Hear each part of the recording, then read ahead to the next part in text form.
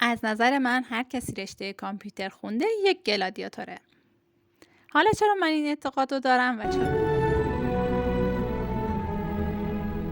من یک گلادیاتورم که شمشیر دستش و نور راهش کیبورد و کدنویسیه.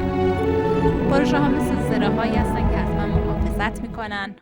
هر خط کد یه نبردیه، هر باگ یه هیولای پنهانیه که فقط من میتونم نابودش کنم. البته بعد از خوردن 6 تا لیوان چای یا قهوه، یکم گریه، چندین بار ریست کردن، دست به دامان امداد غیبی شدن. یه زمانی من فکر کردم گلادیاتورم و در رومم. شمشیر دستم بود و میرفتم وسط میدان نبرد، وسط کلاسئوم. الان کیبورد دستمه، وسط ویس کدم، با باگ ها در حال مبارزه‌ام. دشمنام دیگه آدما نیستن، فریم ورکن. حالا اینجوری نظر من هستش.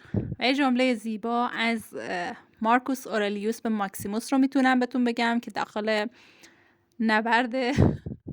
نبردی که درش کشته شد گفت، به ماکسیموس گفت وقتی یک مرد به پایان نزدیک میشه یا پایان راه رو میبینه، میخواد بدونه که هدف زندگیش چی بوده.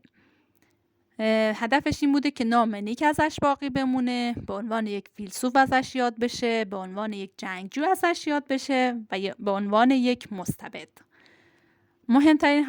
مهمترین چیزی که میخواست صحبت کنه این بود که ما باید تو زندگی هدفمون رو پیدا کنیم و برای اون هدف بجنگیم و بدونیم که یه روزی از ما به عنوان چی قرار یاد بشه. اگه تو هم دوست داری یه گلادیاتور باشی، اینجا برای تو جا هست.